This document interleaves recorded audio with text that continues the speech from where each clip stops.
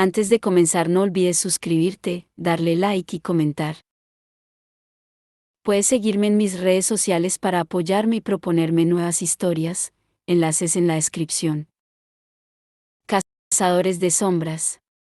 Renacimiento. La reina del aire y la oscuridad.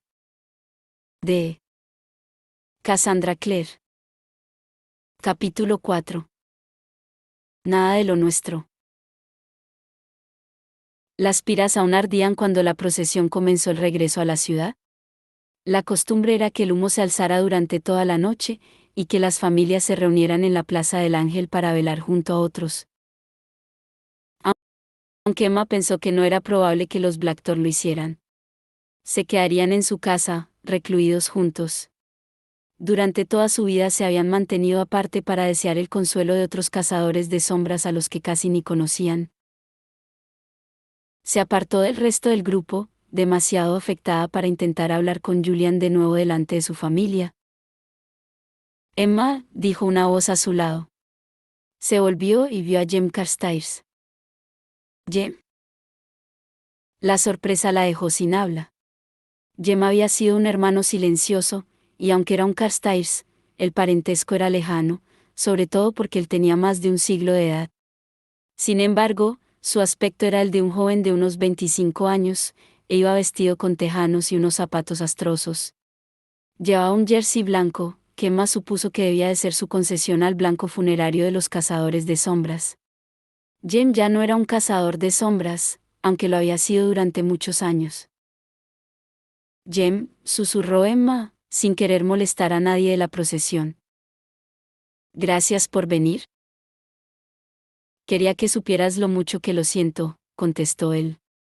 Estaba pálido y macilento. Sé que querías a Livia como a una hermana. Tuve que verla morir, repuso Emma. ¿Alguna vez has visto morir a alguien a quien querías? Sí, contestó Jem. Eso era lo que pasaba con la gente casi inmortal, pensó Emma. Era raro que te pasara algo en la vida que no les hubiera pasado ya a ellos. ¿Podemos hablar?, preguntó Emma de repente. ¿Nosotros solos? Sí. Yo también quería hablar contigo a solas.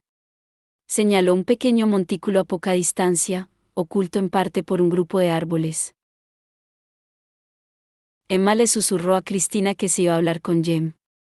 ¿Jem? ¿El viejo? El que está casado con una bruja. De verdad. Siguió a Jem hasta donde éste se había sentado en la hierba, sobre un montón de piedras.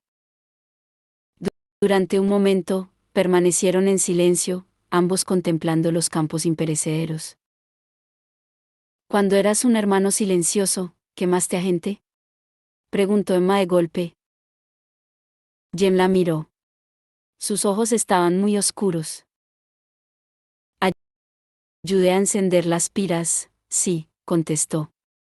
Un hombre muy sabio que conocí una vez decía que no podemos entender la vida, y por tanto no podemos ni esperar entender la muerte. La muerte me ha arrebatado muchos seres queridos, y no se va haciendo más fácil, ni tampoco lo es ver las piras arder. Somos sobras y polvo, citó Emma. Supongo que también solo ceniza. La intención era hacernos a todos iguales, explicó Jem. Nos incineran a todos. Nuestras cenizas sirven para construir la ciudad de hueso. Excepto a los criminales. Jem frunció el ceño. No creo que Livia lo fuera, dijo. Ni tú, a no ser que estés pensando en cometer algún crimen, ¿eh? Ya lo he hecho. Estoy criminalmente enamorada de mi Parabatai. El deseo de decir esas palabras, de confesárselo a alguien, a Jem en concreto, era como una presión en aumento tras los ojos.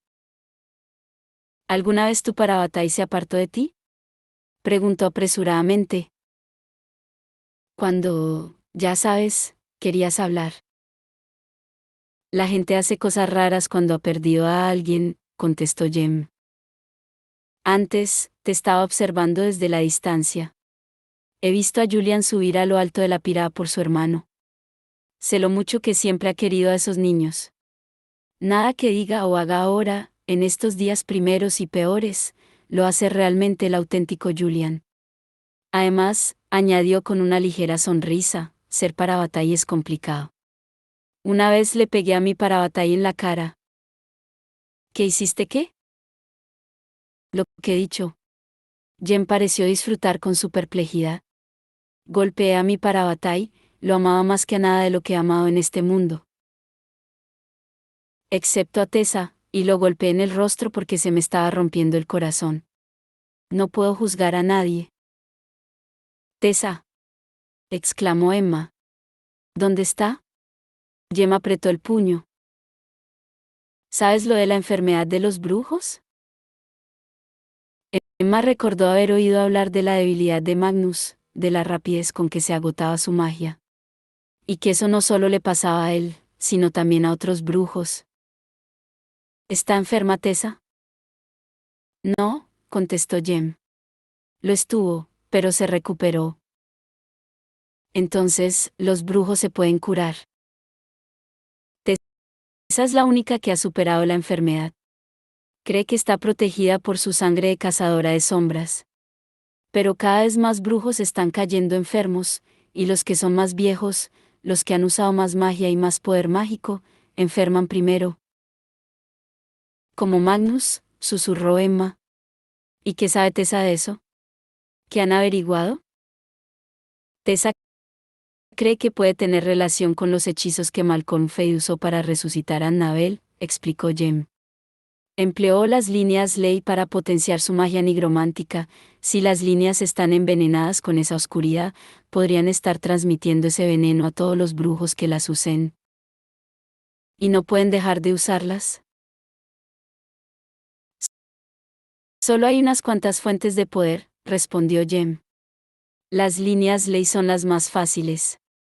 Muchos brujos han dejado de usarlas, pero eso significa que están agotando sus poderes muy deprisa, lo que tampoco es bueno para su salud. Esbozó una sonrisa poco convincente. Tessa lo resolverá, afirmó. Encontró a Kit, también encontrará la respuesta a esa enfermedad. Gemma agachó la cabeza. Siempre llevaba el pelo corto, y Emma pudo ver los rastros de las cicatrices de los hermanos silenciosos, donde había llevado las runas de silencio, a lo largo de la mejilla.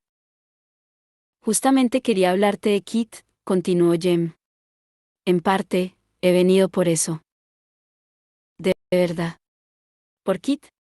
Por lo que sé, está bien. Triste, como todos nosotros. Kit es más que un simple gerondel, explicó Jem. Los gerondel son importantes para mí, como también lo son los Carstairs y los Blackthorn. Pero Tessa y yo sabíamos que Kit corría peligro desde el momento en que descubrimos cuál era su herencia. Nos apresuramos a buscarlo, pero Johnny Rourke lo había escondido muy bien. ¿Su herencia?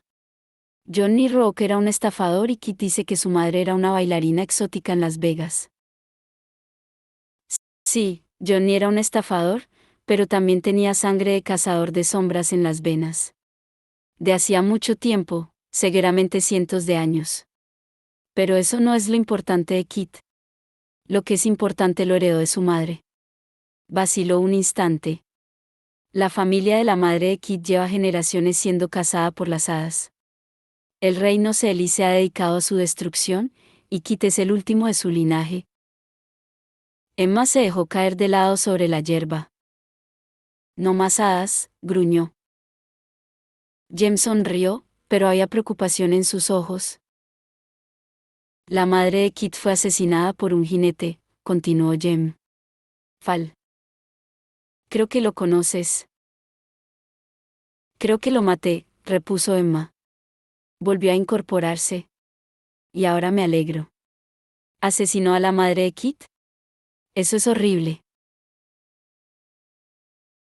No puedo explicarte tanto como quisiera, dijo Jem. Aún no. Pero puedo decirte que hay sangre de hada en la familia de Kit. La madre de Kit fue casada, también lo fue su padre, y así durante generaciones. Kit está vivo porque su madre hizo grandes esfuerzos para ocultar su nacimiento. Disimuló todo lo que los pudiera relacionar, y cuando murió, el rey pensó que su linaje había muerto con ella. ¿Y eso ha cambiado? Preguntó Emma. "No- Nos tememos que es posible", contestó Jem. Tessa y yo dejamos a Kit en el instituto con vosotros porque la enfermedad de los magos ya estaba comenzando. En ese momento, no sabíamos si era algo que se pudiera contagiar a los humanos. También teníamos que ir al laberinto espiral y no nos permitían llevar a Kit. Nuestra intención siempre ha sido volver a por él, no teníamos ni idea de que enviarían a los jinetes a buscaros. No podemos saber si lo han reconocido o no. Se parece mucho a su madre. A mí no me lo parece, replicó Emma. En su opinión, Kit era igual que Jace. ¿Y te vas a llevar a Kit?, inquirió Emma. No queremos perderlo, pero si tienes que. La enfermedad de los brujos solo ha ido a peor. Tessa y yo hemos estado trabajando día y noche en el laberinto espiral, tratando de encontrar una cura. Y hay algo más. Vaciló durante un instante. Tessa está embarazada. Oh, felicidades. Era la primera buena noticia que había recibido en mucho tiempo. Jameson sonrió con la clase de sonrisa que parecía como si una luz se le hubiera encendido por dentro. Emma sabía que había estado solo durante muchísimo tiempo, suponiendo que nunca tendría una familia. Así que tener esposa y un bebé de camino, la clase de sencillos milagros que forman una vida corriente, debía de ser algo extraordinario para él. Es maravilloso, dijo. Puso una mano sobre la de ella. Confío en ti, Emma. Solo quiero pedirte que vigiles aquí, y si ves algo sospechoso, si ves cualquier señal de que lo están buscando, dímelo, por favor. Acudiré inmediatamente. ¿Te envió un mensaje de fuego?, preguntó Emma, mientras se iba evaporando su alegría por el bebé. A veces no es posible enviar un mensaje de fuego. Hay maneras más fáciles. Le puso algo en la mano. Un sencillo anillo de plata con una piedra clara engastada. Es cristal, explicó. Rompe el anillo y Tessa lo sabrá, ella tiene la pareja. Emma se puso el anillo en el dedo. Pensó en Kit, fielmente al lado de Tai en el funeral. Pensó en sus rizos claros, sus ojos azules y su rostro andrógino. ¿Debería haber adivinado que tenía sangre férica por algún lado? No. No se parecía a Mark. Parecía un Gerondale. Como si realmente lo fuera. Confía en mí, repuso. Estaré pendiente de Kit. ¿Hay algo que pueda hacer respecto a las líneas ley? Nos iría bien tener un cazador de sombras en Los Ángeles comprobando el punto central de la magia de Malcolm, contestó Jem. Cuando vuelvas a casa, contacta con Katarina Los. Puede que quiera tu ayuda. Lo haré, le aseguró Emma. Va bien tener un objetivo. Libby está muerta, Jace y Clary se hallan en una misión y no se puede contactar con ellos, y Horace Dearborn es el nuevo inquisidor. Es como si no quedara ninguna esperanza de nada. Siempre hay esperanza, replicó Jem. Cuando era muy pequeño, aún estaba permitido hacerse con el botín, cualquier cazador de sombras podía confiscar las propiedades de los subterráneos. Conocí a un hombre que conservaba, en el instituto que dirigía, las cabezas de las hadas que había matado. Emma hizo un ruido de asco. Siempre ha habido esa clase de veneno en el negro corazón de la clave. Pero ahora hay muchos más que saben que los subterráneos son nuestros hermanos. Todos somos niños bajo el ángel. Suspiró. Y aunque no puedo quedarme contigo, basta con que rompas el anillo y vendré, por muy lejos que esté. La rodeó con el brazo y la estrechó contra sí durante un instante. Ten mucho cuidado, Mei Mei. ¿Qué quiere decir eso?, preguntó Emma. Pero Jem ya se había ido, desapareciendo entre los árboles con tanta celeridad como había aparecido. Kit se quedó viendo alzarse el humo en la distancia, a través de la ventana de la habitación que compartía con Tai. Al menos, suponía que compartía la habitación con Tai. Su bolsa estaba allí, tirada en un rincón, y nadie se había preocupado de decirle que debía ocupar otra habitación. Esa mañana se había vestido en el cuarto de baño, y al salir había encontrado a Tai quitándose la camiseta por la cabeza.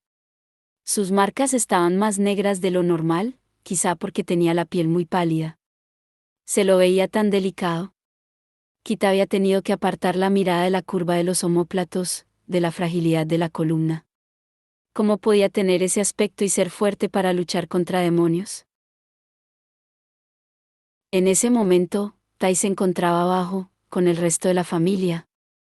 Cuando alguien moría, la gente solía cocinar, y los cazadores de sombras no eran una excepción. Seguramente alguien estaba haciendo algún guiso. Un guiso de demonios. Kit apoyó la cabeza contra el frío vidrio de la ventana. Hubo un tiempo en que podría haberse escapado, pensó Kit. Podría haber huido y dejado atrás a los cazadores de sombras, y perderse en el mundo subterráneo de los mercados de sombras. Ser como su padre, sin formar parte de ningún mundo, solo existiendo entre ellos. En el reflejo de la habitación en la ventana, Kit vio que se abría la puerta y entraba Tai. Aún llevaba la ropa de luto, aunque se había quitado la chaqueta y se había quedado en camiseta de manga larga. Y Kit supo que era demasiado tarde para escapar, que ya quería demasiado a esa gente, y en concreto a Tai. Me alegro de que estés aquí. Tai se sentó en la cama y comenzó a desabrocharse las botas. Quería hablar contigo. La puerta aún estaba un poco abierta y Kit podía oír voces procedentes de la cocina, en el piso de abajo. Las de Ellen, Drew, Emma y Julian. Diana había vuelto a su casa. Al parecer, vivía en un almacén de armas o algo así. Había ido allí para coger una especie de herramienta con la que creía que podría sacar las astillas de las ensangrentadas manos a Julian. Las manos de Tai estaban bien, pero él llevaba puestos los guantes cuando ascendió por la pira. Kit vio las de Julian cuando fue a enjuagárselas en el fregadero, y parecía como si le hubiera estallado metralla entre las manos. Emma estaba cerca, con cara de preocupación, pero Julian dijo que no quería unirse, que eso solo haría que se cerrara la piel sobre los fragmentos de madera. Su voz había sonado tan inexpresiva al decirlo que a Kit le costó reconocerla. Ya sé lo mal que va a sonar esto, dijo Kit, volviéndose de espaldas al frío vidrio. Tai estaba encorvado, y Kit captó un brillo dorado en su cuello. Pero no estás comportándote como todos esperaban. Tai se sacó las botas. ¿Por qué me subí a la pira? No, eso ha sido casi lo menos inesperado de todo lo que has hecho, contestó Kit. Me refería. Lo hice para coger esto, lo interrumpió Tai, y se llevó la mano al cuello. Kit reconoció la cadena de oro con el fino disco de metal, el colgante de Libby, el que él había ayudado a ponerse en Londres. Delante tenía un círculo con las espinas de la familia, y Libby le dijo a Kit que Julian había añadido en la parte posterior un grabado, un par de sables cruzados, el arma de Libby. Kit la recordó apartándose el pelo para que le cerrara el colgante, y el olor de su perfume. El estómago se le retorció de pesar. El colgante de Libby, dijo. Supongo que eso tiene sentido. Pensaba que solo subías. ¿Para llorar? Tai no parecía enfadado, pero la intensidad de sus ojos grises había aumentado. Seguía sujetando el colgante. Se supone que todo el mundo está triste. Pero eso es porque aceptan que Libby está muerta. Pero yo no. Yo no lo acepto. ¿Qué? Voy a hacerla volver, afirmó Tai. Kit se sentó pesadamente sobre el alféizar de la ventana. ¿Y cómo vas a hacerlo? Tai soltó el colgante y sacó el móvil del bolsillo. Estas estaban en el móvil de Julian, contestó. Las hizo cuando estuvo en la biblioteca con Annabel. Son fotos de las páginas del libro negro. ¿De los muertos? ¿Cuándo las conseguiste? Kit sabía que los móviles no tenían cobertura en Idris. ¿Sabe Julian que las tienes? Configuré su móvil para que todo se copiara en el mío. Supongo que no se dio cuenta. Luego, cuando vi estás en Londres, Tai miró a Kit con un gesto de preocupación. No se lo dirás, ¿verdad? Claro que no. ¿Vienes a sentarte a mi lado para verlas? Kit quería decir que no, pero fue incapaz de hacerlo. Quería que eso no estuviera ocurriendo, pero estaba pasando. Cuando se sentó junto a Tai en la cama, el colchón se hundió y, accidentalmente, dio un pequeño golpe a Tai en el codo. Incluso a través de la manga de la camiseta notó que tenía la piel caliente, como si tuviera fiebre. En ningún momento se le pasó por la cabeza que Tai estuviera mintiendo o equivocándose, y al parecer, Al tampoco. Después de 15 años con Johnny Rock, Kit conocía bien el aspecto de un libro de hechizos negros, y ese parecía completamente malvado.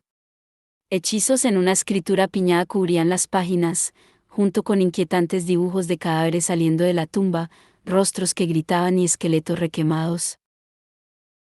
Pero Tai no las miraba como si viera algo espantoso, las contemplaba como si fueran el Santo Grial. Este es el libro con los hechizos más poderosos para resucitar a los muertos de todos los que han existido, comentó. Por eso no importaba que quemasen el cuerpo de Libby.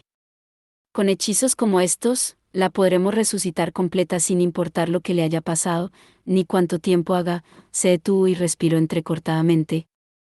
Pero no quiero esperar. Quiero empezar en cuanto volvamos a Los Ángeles. Pero, ¿Malcolm no mató a un montón de gente para resucitar a Annabel? Preguntó Kit. Correlación, no causa, Watson, respondió Tai. La manera más sencilla de practicar la nigromancia es con la energía de la muerte. Vida por muerte, básicamente. Pero hay otras fuentes de energía. Nunca mataría a nadie. Hizo una mueca que seguramente trataba de ser de desprecio, pero que en realidad solo era graciosa. No creo que Libby quisiera que te dedicaras a la nigromancia, apuntó Kit. Tai dejó el móvil. Y yo no creo que Libby quisiera estar muerta. Esas palabras fueron como un puñetazo en el estómago para Kit. Pero antes de que pudiera responder, se oyó un alboroto abajo. Tai, en calcetines, y él corrieron hasta el descansillo de la escalera y miraron hacia la cocina. El amigo español de Sarah Dearborn, Manuel, estaba allí, vestido con el uniforme de la Guardia del Guard y una sonrisa sarcástica. Kit se inclinó más para ver con quién estaba hablando. Vio a Julian apoyado en la mesa de la cocina, sin expresión en el rostro. Los otros estaban rondando por la cocina. Emma parecía furiosa y Cristina la cogía para retenerla. ¿De verdad?, exclamó Helen, furiosa. ¿Y no podíais esperar hasta el día después del funeral de nuestra hermana para arrastrar a Emma y a Jules al Gar? Manuel se encogió de hombros con evidente indiferencia. Tiene que ser ahora, contestó. La cónsul insiste en ello. ¿Qué está pasando?, preguntó Aline. Estás hablando de mi madre, Manuel. No va a exigir verlo sin una buena razón. Es por la espada mortal, respondió Manuel. ¿Es esa suficiente razón para vosotros? Tai tiró el brazo de Kit, apartándolo de la escalera. Se dirigieron al pasillo del piso superior, y las voces de la cocina se hicieron más tenues, aunque aún intensas. ¿Crees que van a ir?, preguntó Kit. ¿Emma y Jules? Tienen que ir. Lo pide la cónsul, contestó Tai. Pero es ella, no el inquisidor, así que todo irá bien. Se inclinó hacia Kit, que tenía la espalda contra la pared, olía como una hoguera. Puedo hacerlo sin ti. Me refiero a resucitar a Libby. Pero no quiero. Sherlock no hace nada sin Watson. ¿Se lo has dicho a alguien más? No. Tai se había bajado las mangas de la camiseta por encima de las manos y estaba arrugando la tela con los dedos. Sé que tiene que ser un secreto. A la gente no le gustaría, pero cuando Libby regrese, se alegrarán mucho y no les importará. Mejor pedir perdón que pedir permiso, dijo Kit, como deslumbrado. Sí.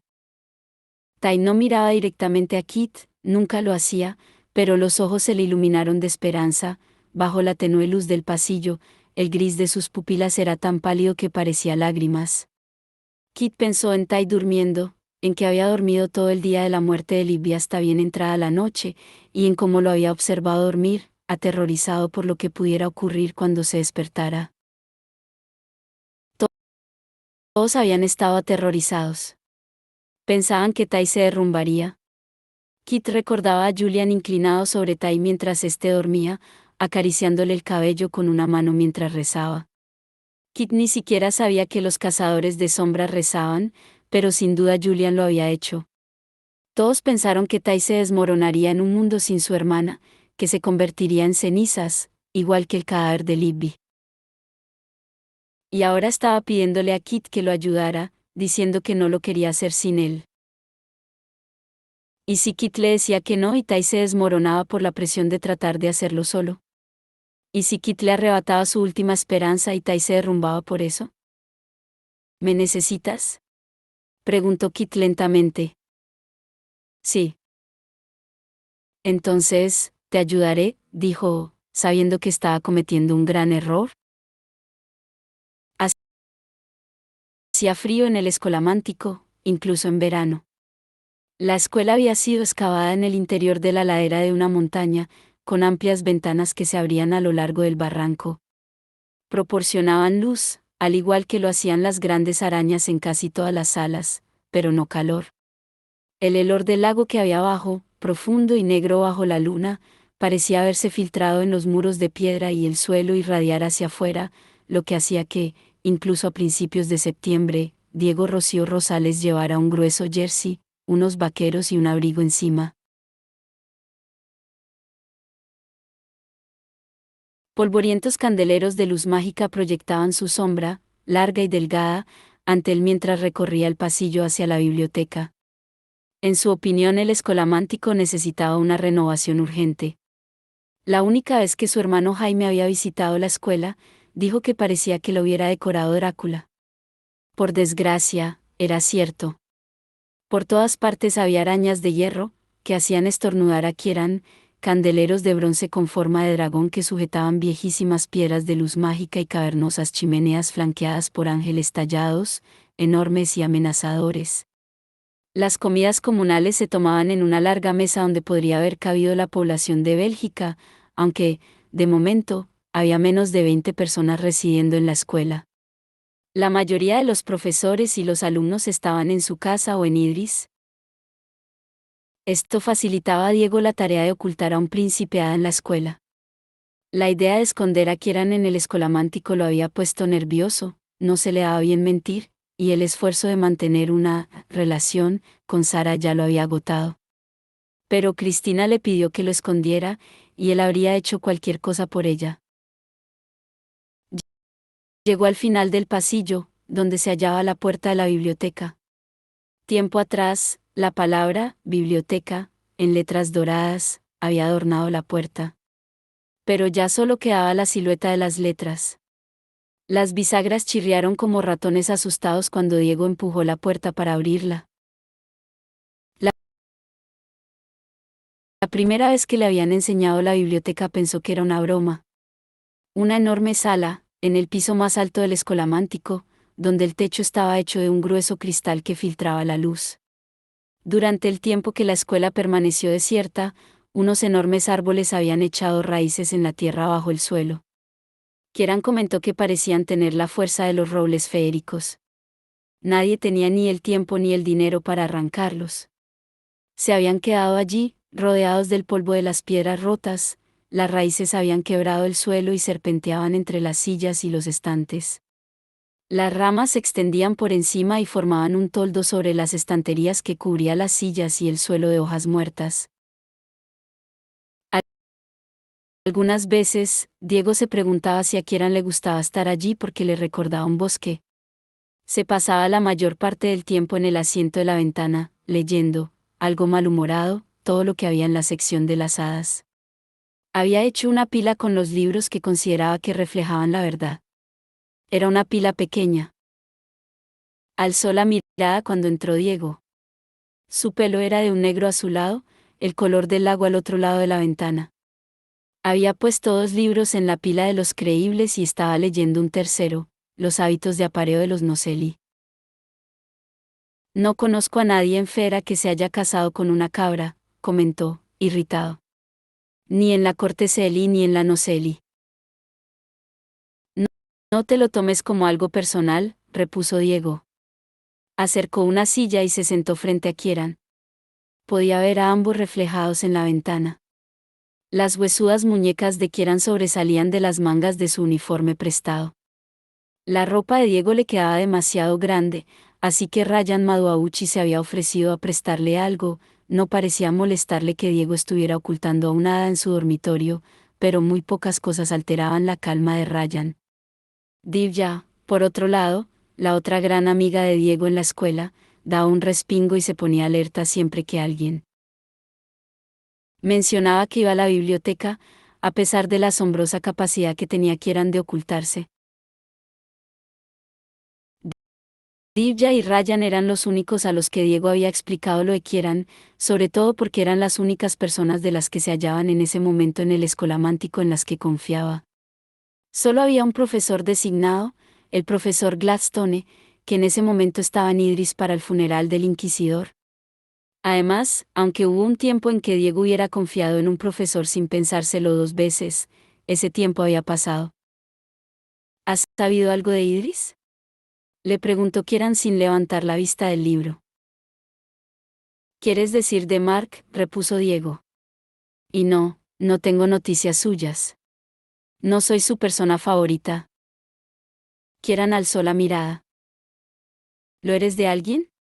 De algún modo, consiguió decir eso sin que resultara una pregunta insultante, sino simplemente algo que deseaba saber. Diego, que a veces se hacía la misma pregunta, prefirió no contestar. Pensaba que podrías haber tenido noticias de Cristina. Kieran marcó la página y cerró el libro. Para decirte si estaba bien, y Mark. ¿Creía que hoy eran los funerales? Lo han sido, afirmó Diego. Él también pensaba que podría haber tenido noticias de Cristina, sabía que quería a Livia Blackthorne. Y en los funerales uno se encuentra muy ocupado. Hay mucha ceremonia y mucha gente que acude a expresar sus condolencias. Puede que no haya tenido demasiado tiempo. ¿Kieran parecía dolido? Eso suena como si fuera un acontecimiento muy molesto. En Fera sabemos dejar solos a los que han perdido a alguien. Es molesto, pero a la vez no lo es, repuso Diego. Pensó en su abuelo muerto, en cómo la casa había estado llena de velas, que ardían con una hermosa luz. Las visitas llevaron comida, y comieron y bebieron juntos, recordando al abuelo. Por todas partes había margaritas, y el olor a vainilla del atole y el sonido de la risa flotaban en el aire. Le parecía muy frío y solitario pasar el duelo solo. Pero las hadas eran diferentes. La mirada de Kieran se aguzó, como si hubiera visto algo revelador en la expresión de Diego. ¿Tenéis algún plan para mí?, preguntó. ¿A dónde me vais a enviar cuando mi tiempo de ocultarme aquí acabe? Había pensado que querrías volver a Los Ángeles, respondió Diego, sorprendido. Kieran negó con la cabeza. Algunos mechones se le habían vuelto blancos, parecía que el color del pelo le cambiaba según su estado de ánimo. No. No volveré donde esté Mark. Diego se quedó callado, en realidad no tenía ningún plan al respecto. Cristina le había pedido que escondiera a Kieran, pero no le dijo durante cuánto tiempo. Quiso hacerlo porque sabía que estaba en deuda con ella, pensó en Sara y recordó el dolor en el rostro de Cristina la primera vez que la vio. Había sido su culpa. No le había dicho nada a Cristina sobre Sara porque esperaba desesperadamente que pasara algo que rompiera el compromiso antes de que fuera necesario contárselo. Habían sido los Dearborn los que insistieron en el contrato nupcial. Lo amenazaron con revelar los secretos de la familia Rocío Rosales y Diego no hacía algo para demostrarles que era sincero cuando decía que no sabía dónde estaba su hermano y que desconocía el paradero del artefacto que Jaime se había llevado. Nunca había tenido nada que ver con que amara o no a Sara, ni con que ella lo amara a él. Al parecer, para ella, estar comprometida con el hijo de una familia importante era otro punto a su favor, pero no sentía ninguna pasión, excepto por las horribles causas que su padre apoyaba. ¿Qué es eso? Los ojos de Kieran se agrandaron. Era una luz brillante, como un fuego fatuo, sobre el hombro de Diego. Un mensaje de fuego. Diego lo cogió en el aire y el papel se le desenrolló en la mano. Al instante reconoció la letra. Cristina, contestó. Es un mensaje de Cristina. Kieran se puso en pie tan deprisa que el libro cayó de su regazo al suelo. ¿Cristina? ¿Qué dice? ¿Está bien? Qué raro, pensó Diego, se había imaginado que Kieran preguntaría si Mark estaba bien. Pero esa idea se le fue de la cabeza casi al instante, borrada por lo que estaba leyendo. Con la sensación de que le habían dado una patada en el estómago, Diego le pasó el mensaje a Kieran y observó cómo su rostro se volvía ceniciento al leer que Horace Dearborn había sido nombrado inquisidor.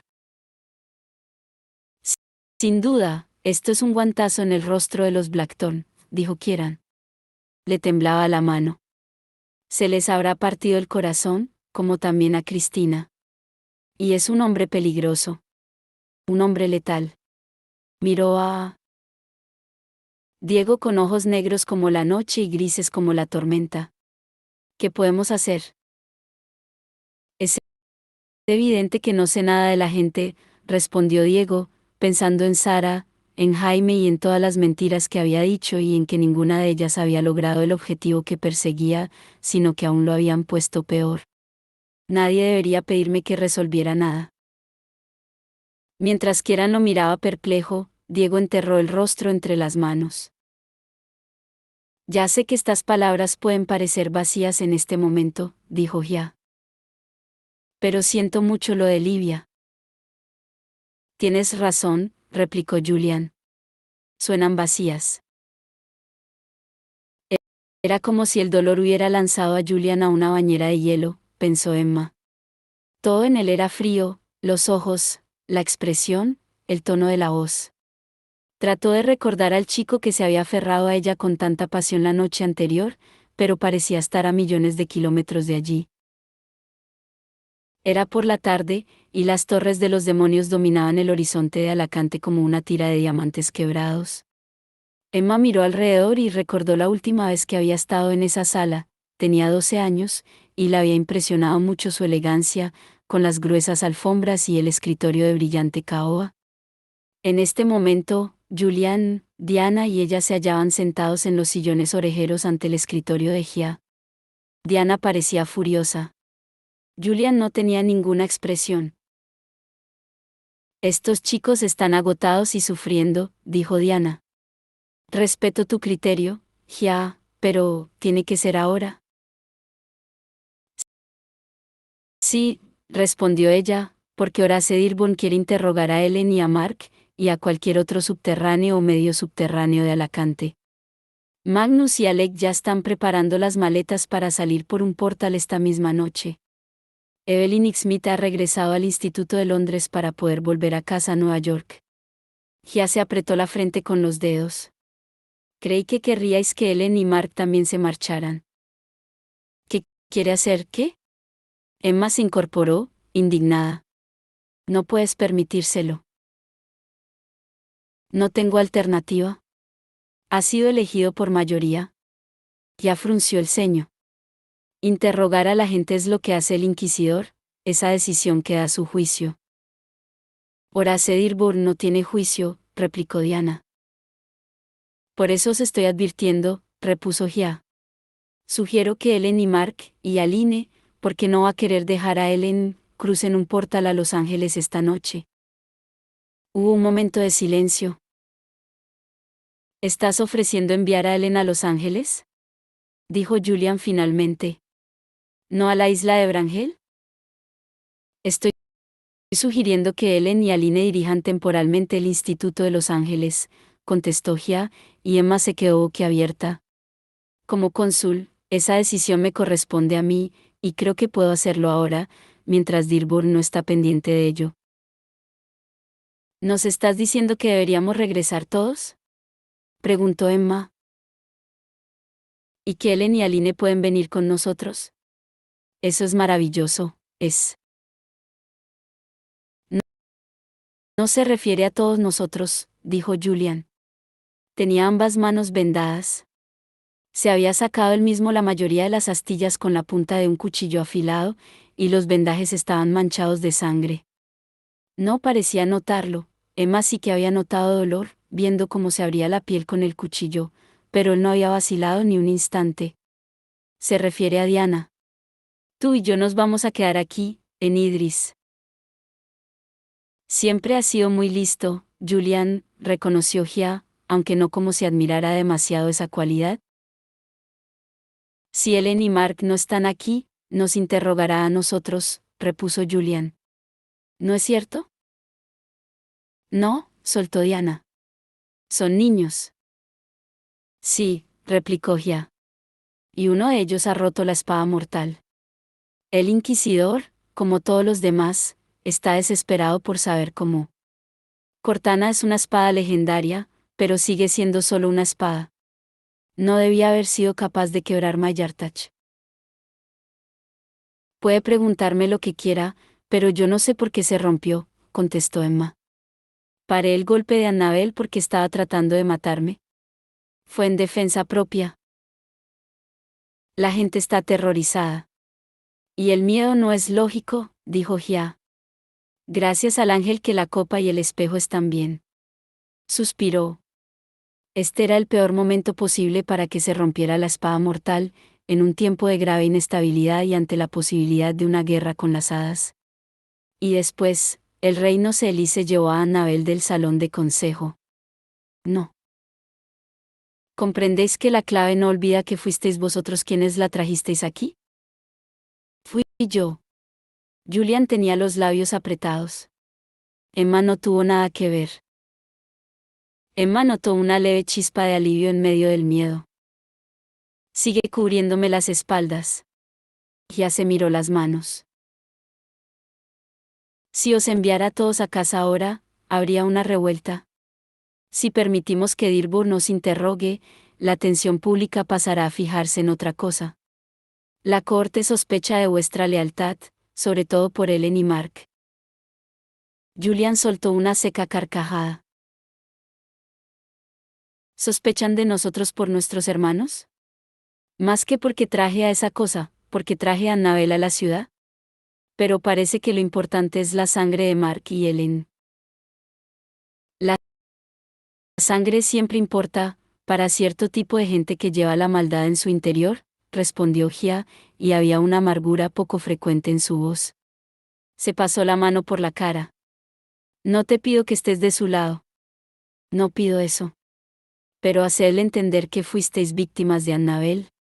Los que no forman parte de la corte sienten una gran compasión hacia vosotros ahora, por lo de Livia, Horace no querrá enfrentarse demasiado a la opinión pública. Así que esto que hacemos es como un bailecito sin sentido, ¿no? Dijo Emma.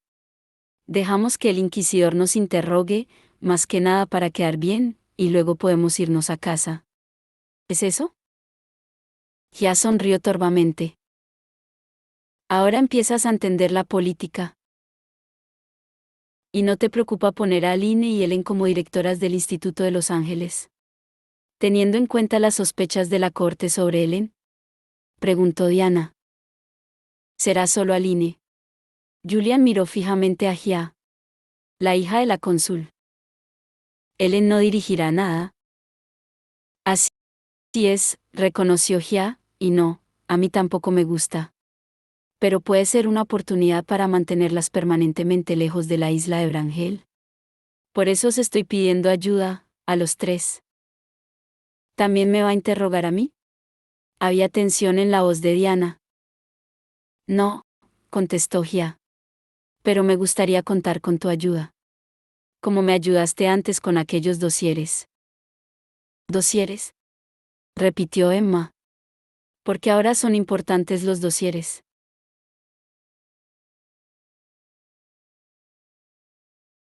Pero Diana parecía haber entendido algún lenguaje secreto que Gia empleaba al dirigirse a ella. Me quedaré, sin duda, aseguró. Mientras quede claro que te estoy ayudando a ti, y que mis intereses no son de ningún modo cercanos a los del inquisidor. Lo entiendo, contestó Gia. Ni a los míos, pensó sin decirlo. Pero los niños, dijo Emma, no pueden volver a Los Ángeles sin nosotros. Miró a Julian, esperando que dijera que se negaba a separarse de sus hermanos menores. Que lo necesitaban, que debían quedarse en Idris. Ellen puede cuidarlos, contestó él sin mirarla. ¿Quiere hacerlo? Todo irá bien. Es su hermana. Entonces, ya está decidido, concluyó Gia, mientras se levantaba de la silla ante el escritorio. Será mejor que les preparéis el equipaje, esta noche abriremos el portal para ellos. Julian también se levantó, se echó para atrás el pelo que le había caído sobre los ojos con una de las manos vendadas. ¿Qué diablos le pasa?, pensó Emma. A Julian le pasaba algo más allá de lo que el luto pudiera explicar. No solo lo sabía, sino que lo sentía en lo más profundo, donde su vínculo de Parabatay le tiraba del corazón. Y más tarde, esa noche, después de que los otros se hubieran ido, averiguaría de qué se trataba.